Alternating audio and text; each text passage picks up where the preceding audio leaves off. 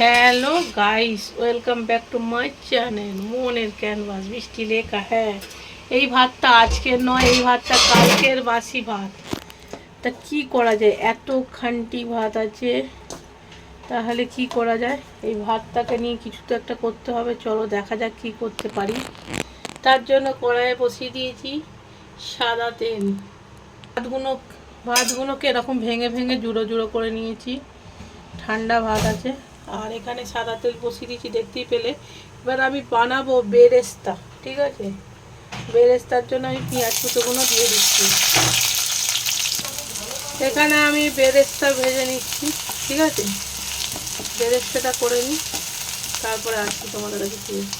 এই দেখো, এখানে বেরেস্তা আমার রেডি হয়ে গেছে, তুলে নেবো। আর এখানে দুধটাকে সামান্য একটুখানি হাত ছোঁয়া গরম করে এর মধ্যে হলুদ গুঁড়ো, বিরিয়ানির এসেন্স, গোলাপ জল আর ক্যাবড়া জল অল্প করে দিয়েছি। ঠিক আছে, এবারে বেরেস্তাগুলো তুলে নিই। এ দেখো, এখানে বেরেস্তা আমি তুলে নিয়েছি। আর এখানে সাদা তেল একটু ছিল, সাদা তেলের মধ্যে সামান্য একটুখানি ঘি দিয়েছি। এবারে আমি আসছি।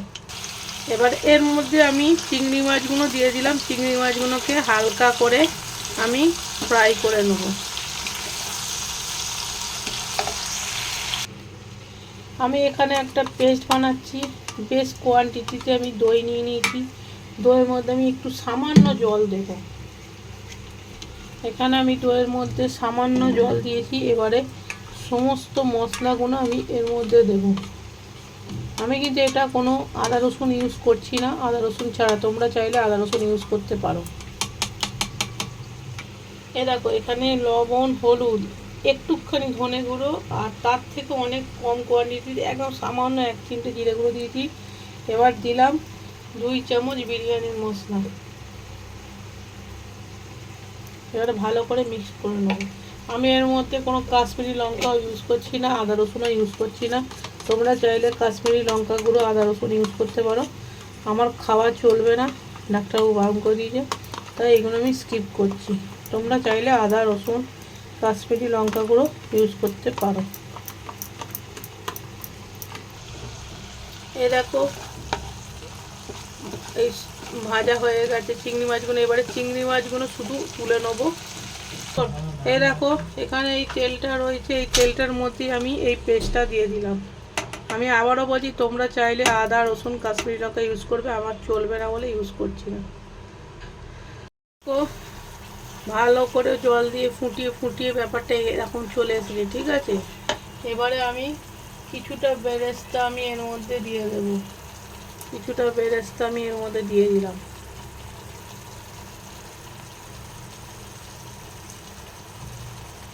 আর এবারে চিংড়ি মাছগুলো সব দিয়ে দেব। এবারে চিংড়ি মাছগুলো সব দিয়ে দিলাম, আর বেরেস্তাও দিয়ে দিলাম। এবারে সামান্য 2 মিনিটের জন্য আমি লো ফ্লেমে ফুটতে দেব। 2 মিনিটের জন্য লো ফ্লেমে ফুটতে দেবো। আর তার মধ্যে এই যে দুধ দিয়ে যে বিরিয়ানির এসেন্স, তারপরে গোলাপ জল, কেওড়া জল, হলুদ দিয়েছিলাম, ওইটা একটু এর মধ্যে দিয়ে দিলাম। আর বাকিটা পরে দেব। সামান্য একটুখানি খালি এর মধ্যে দিয়ে দিলাম। এবারে 2 মিনিট ফুটে যাবে। দেখতেই পাচ্ছ তেল ছেড়ে ছেড়ে এসেছে। এখন কিন্তু পুরোটাই গ্যাসের ফ্লেম লো আছে। এবার আমি এই ভাতগুলোকে আমি এর মধ্যে দিয়ে দেব। ভাতগুলো সব আমি দিয়ে দিই আস্তে আস্তে, তারপরে ফিরে আসছি তোমাদের কাছে। এই দেখো, ভাতগুলো দিয়ে দিলাম, আর ওপর থেকে এইটা দিয়ে দিচ্ছি।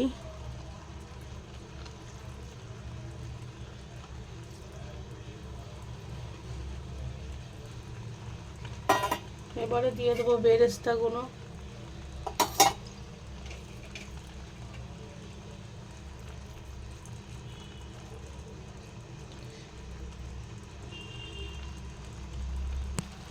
এর মধ্যে আমি লবণ, বিরিয়ানি মশলা, একটুখানি চিনি আর সামান্য একটুখানি ঘি দিয়েছি। এবারে বেশিক্ষণ নয়, 2 মিনিট আমি লো ফ্লেমে ঢাকনা দিয়ে রেখে দেবো।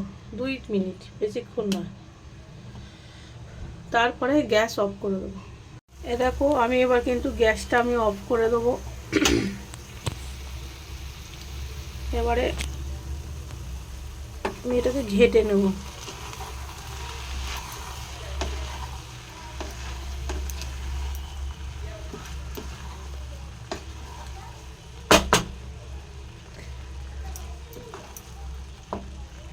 সো গাইস, ফাইনাল লুক এইটাকেও এসে গেছে।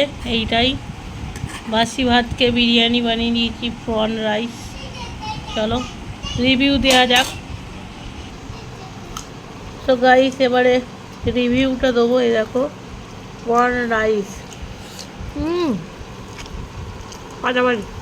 দোকানে তাহলে বিরিয়ানিতে বলো ওই বাসি ভাতই দেয় মনে হচ্ছে, ওই জন্য টেস্ট হয়। ফাটাফাটি ফাটাফাটি খেতে হয়েছে। এখানে আদা, রসুন, লঙ্কা গুঁড়ো কিচ্ছু নেই, সিম্পলভাবে জাস্ট ওয়াও।